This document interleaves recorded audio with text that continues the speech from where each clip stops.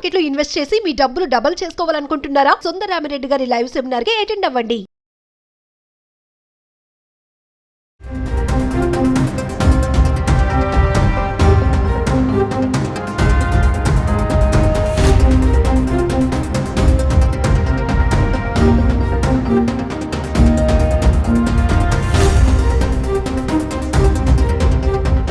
నమస్తే, welcome back to Suman TV. ప్రస్తుతం మనతో పాటు ఉన్నారు సీనియర్ పోలీస్ ఆఫీసర్ రెడ్డన్న గారు. నమస్తే సార్. నమస్కారం అండి. సార్, మరి ప్రజెంట్ ఇప్పుడు చూసుకుంటే హైదరాబాద్లో మరి అలర్ట్ ప్రకటించారు. మరి ఎవరైతే పాకిస్తాన్లో ఉన్నారో అంటే పాత బస్తీలో ఉన్నటువంటి పాకిస్తాన్లు అందరినీ కూడా 48 గంటలు తిరిగి వెళ్ళిపోవాలని చెప్పేసి ఎవరో ఇంకా చాలా మంది వీసా అయిపోయాక కూడా ఇక్కడే ఉంటున్నారంట. వాళ్ళందరికీ కూడా అలర్ట్ చేస్తున్నారు. మరి దీన్ని ఎలా చూడొచ్చు అంటారు? మీరు మీకు పాత బస్తీ గురించి చాలా కథలే ఉన్నాయి. 2007లో బాంబ్ బ్లాస్ట్ అయినప్పుడు అప్పుడు మేము ఒక సర్వే పెట్టాం. సర్వే పెట్టి బంగ్లాదేశీయులతో కొన్ని లింకులు ఉన్నాయి బాంబులు వచ్చిన ప్రకారం అని మొత్తం బయటకు తీస్తే వెస్ట్ బెంగాల్ బెంగాలీస్ అని చెప్పి, ఎందుకంటే బంగ్లాదేశీయులు బెంగాలీనే మాట్లాడతారు, వెస్ట్ బెంగాల్ వాళ్ళు బెంగాలీనే మాట్లాడతారు. వెస్ట్ బెంగాల్ పేరు మీద అక్కడ ఒక నది ఉంది, హుగ్లీ నది పక్కనే చిన్న నది ఉంది. ఆ నది దాటితే దానికి 150 రూపీస్ తీసుకుంటారు. అంటే ఈ అక్కడ నుంచి రావడానికి 150 రూపాయలు తీసుకొని బంగ్లాదేశ్ నుంచి డైరెక్ట్గా వెస్ట్ బెంగాల్లోకి అంటే కలకత్తాలోకి చొరబాటు వెళ్ళిపోతున్నారు. ఇక్కడికి వచ్చి ఇక్కడే కార్లు తీసుకొని ఇక్కడే అన్నీ చేసి ఇదే ఆ విధంగా అప్పుడు సర్వే చేస్తే 16,000 మందిని తేల్చాం. అంతా ఇల్లీగల్ ఇమ్మిగ్రెంట్స్. అందరికి చాలా మందికి కార్డులు ఉన్నాయి. వాళ్ళంతా చెప్పేది ఏమంటే బంగారు పని చేసుకోవడం, మేము అంతా కలకత్తా నుంచి వచ్చామని. ఎందుకంటే వెస్ట్ బెంగాల్ వాళ్ళు వీళ్ళు బంగ్లాదేశ్ వాళ్ళు ఒకటే భాష మాట్లాడతారు, ఒకే రకం రేస్ ఉంటుంది. ఐడి కార్డులన్నీ ఇక్కడే పెట్టుకున్నారు. సో ఆ విధంగా వాళ్ళని వదిలిపెట్టాల్సింది. ఇక పాకిస్తాన్ విషయానికి వస్తే ఓల్డ్ సిటీలో చాలామంది బంధువులు ఉన్నారు. ఇక్కడ చాలామంది బంధువులు ఇచ్చిపుచ్చుకోవడాలు ఉన్నాయి. సమ్మర్లలో అక్కడికి వెళ్తారు, అక్కడ వాళ్ళు ఇక్కడికి ఉంటారు. ఇది మామూలు. మన సానియా మీర్జా కూడా అక్కడే పెళ్లి చేసుకుంది కదా. ఆమె కాదు, చాలామంది ఇక్కడ పెళ్లి చేసుకున్నారు, అక్కడ పెళ్లి చేసుకున్నారు. బికాస్ నేను ఓల్డ్ సిటీలో పనిచేశాను కాబట్టి నాకు తెలుసు. అదేవిధంగా అక్కడి నుంచి ఇక్కడికి ఏదో హెల్త్ బాగాలేదని చూపించుకోవడానికి వచ్చి హాస్పిటల్లో అడ్మిట్ అయిపోయి 15 రోజుల కోసం 2 నెలల కోసం వీసా తీసుకొని వచ్చి 5 సంవత్సరాలుగా కూడా ఇక్కడే ఉండిపోయిన వాళ్ళు ఇల్లీగల్ ఇమిగ్రెంట్స్ చాలామందే ఉన్నారు. బహుశా వీళ్ళని కనిపెట్టడం కూడా కష్టమే. ఎందుకంటే వాళ్ళు వీసా ఎప్పుడో తీసుకొని వచ్చి ఒక అడ్రస్ పైన ఇమిగ్రెంట్స్గా వస్తారు ఇక్కడికి. ఆ వీసా అయిపోయిన తర్వాత ఆ 10 ఇల్లులు మారుతారు. వాళ్ళు గుర్తించడం కష్టం. ఎందుకంటే ఓల్డ్ సిటీలో ఉన్న జనాలును పాకిస్తాన్లో ఉండే వాళ్ళకు యూ కెనాట్. ఇప్పుడు యూరోపియన్లు అయితే మీరు ఈజీగా గుర్తుపడతారు. ఇప్పుడు పాకిస్తాన్ వాళ్ళని ఓల్డ్ సిటీ వాళ్ళని యూ కెనాట్ డిఫరెన్షియేట్. లాంగ్వేజ్లో ఏమన్నా గుర్తుపడతామా? లేదు. ఫుడ్ హ్యాబిట్స్లో ఏమన్నా గుర్తుపడతామా? లేదు. పోనీ టెంపుల్స్కి ఇక్కడ పోయేటప్పుడు గుర్తుపడతాం. Same kind of namaz, same kind of everything. You cannot differentiate. మీరు వాళ్ళను విడదీసి చూడడానికి వీలే లేదు. కాబట్టి ఇల్లీగల్ ఇమిగ్రెంట్స్ ఉంటే లోకల్ వాళ్ళు చెబితే తప్ప మనం గుర్తించలేము. ఒకటి, లేదా రికార్డెడ్గా ఉండి వాళ్ళ ఫోటోలతో పాటు ఉంటే ఆ విధంగా గుర్తించగలము. లేకపోతే చెప్పాలి, మీరు ఇల్లీగల్ ఇమిగ్రెంట్స్ ఎవరైనా ఇక్కడ దొరికితే ఎవరైనా వాళ్ళని ఇల్లీగల్గా ప్రోత్సహించి వాళ్ళ ఇళ్లలో పెట్టుకుంటే, హార్బరింగ్ చేస్తే వాళ్ళ కఠినంగా శిక్షలు ఉంటాయని చెప్పేది ఒక అనౌన్స్ చేయాలి.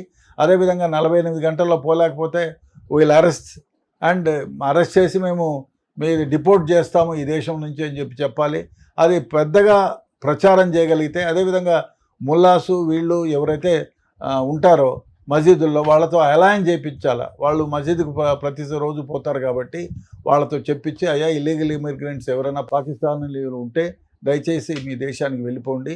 అందుకు తగినటువంటి మనకు ఒకవేళ ఇల్లీగల్ ఇమిగ్రెంట్ అయినా మనం ఇప్పుడు పంపించేస్తాం. మామూలుగా వాగా బార్డర్ ద్వారా ఇంకో దగ్గరను టెంపరరీ వీసా ఇచ్చి పంపించేస్తాం. కాబట్టి అది కొంచెం ప్రణాళికాబద్ధంగా అందరికీ చెప్పి అనౌన్స్మెంట్ చేయగలిగితే కొంతవరకు కొందని పంపించగలుగుతాం. సార్, మరి మామూలుగా ఇప్పుడు మనం చూసుకుంటే పాకిస్తాన్కి భారత్ నుంచి కొంచెం అన్నీ కూడా భద్రతా ఏర్పాట్లు కానీ కొన్ని అన్నీ కూడా ఆపేస్తున్నామని చెప్పి కూడా న్యూస్ చెప్తున్నారు. ఇదేంటి సార్? మరి ఇప్పుడు మనకి 1960లో సింధు నదీ ప్రాంతం, అంతే. సింధు నదికి 6 ఉపనదులు ఉన్నాయి. అందులో 3 వాళ్ళ వైపు ఉన్నాయి, డౌన్కి వెళ్ళేటివి ఉన్నాయి, 3 అప్పుకు వచ్చేటివి ఉన్నాయి. సో ఈ 6 నదుల్లో 3 నదులు వాళ్ళు వాడుతున్నారు. మనం ఒప్పందం ప్రకారం అంటే సిమ్లా ఒప్పందం జరిగింది 1960లో. సో 60లో నెహ్రూ గారు ఈ ఒప్పందాన్ని పెట్టారు. సో దాన్ని 60 ఏళ్ళు అయిపోయింది కదా ఇప్పుడు, కాబట్టి మేము ఆ ఒప్పందాన్ని కట్టుబడము, సింధు నదీ జలాలు మీకు ఇవ్వము అని చెప్పి నిన్న ప్రైమ్ మినిస్టర్ గారు ఆయన హ్యాస్ టేకెన్ ఎ డెసిషన్. అదేవిధంగా మనం ఆ సింధు నది జలాలను మీకు పంచమని చెప్పంగానే వాళ్ళు ఏం చేశారు, ఎందుకంటే అది జీవనాడి వాళ్ళకి. ఏదైతే వాటర్ మనం స్టాప్ చేస్తే వాళ్ళకు తాగునీరు సాగునీరుతో ఇబ్బంది పడతారు. సో ఆ ఉద్దేశంతో వాళ్ళు మన మధ్య వాళ్ళు ఏమంటున్నారు, మన దేశంలో ఉండేటువంటి ఎవరైతే వాళ్ళ ఆఫీసెస్ ఉన్నాయో వాళ్ళందరినీ కూడా మేము విత్డ్రా చేసుకుంటాము, బార్డర్లన్నీ కూడా సీజ్ చేస్తాము, క్లోజ్ చేస్తాము, మా వ్యాపార సంబంధాలను కూడా తీసుకుంటామని. వాళ్ళు బార్డర్లు సీల్ చేసుకుంటే మనకేమీ నష్టం లేదు, ఎందుకంటే పాకిస్తాన్ నుంచే మన దేశానికి చాలామంది వస్తారు. ఎందుకు వస్తారంటే మెడికల్ ఎమర్జెన్సీకి దాదాపు భారతదేశంలో ఉండే మెడికల్ ఫెసిలిటీస్ యూరోపియన్ దేశాల్లో కూడా లేవు. So especially Hyderabad is a medical hub. కాబట్టి ఇతర దేశాలు దాదాపు 120-130 కంట్రీస్ నుంచి భారతదేశానికి వచ్చి భారతదేశంలో ఉండే హైదరాబాద్కు వచ్చి ఇక్కడ ట్రీట్మెంట్ చేసుకుంటారు. అదేవిధంగా హైదరాబాద్కు మామూలుగా ఈ మెడికల్గా వచ్చి దాదాపు ఒక నెలకు 1000 మంది అయినా వస్తూ ట్రీట్మెంట్ తీసుకుంటూ ఉంటారు. సో ఇప్పుడు కూడా చాలామంది హాస్పిటల్స్లో అడ్మిషన్లో ఉన్నారు. సో కాబట్టి వాళ్ళకే అది నష్టం. వాళ్ళు బార్డర్లు క్లోజ్ చేస్తాము, ఇమిగ్రెంట్స్ క్లోజ్ చేస్తాము, మా దగ్గర ఉన్న మీ అధికారులను వెనక్కి పంపించండి అని చెప్తే మేము కూడా మీ అంబసీని క్లోజ్ చేయండి బాబు, మీ వాళ్ళు వెళ్ళిపోమని చెప్పి మన వాళ్ళు పిలిచి వాళ్ళకు సందేశం ఇచ్చారు. 7 days ఏదో టైం ఇచ్చారు. They will go away. ఒక 30 members 20 members పెట్టి మిగతా వాళ్ళంతా వెళ్ళిపోతారు. మన దేశం వాళ్ళని కూడా అదే విధంగా చెప్తారు, మన వాళ్ళు వచ్చేస్తారు.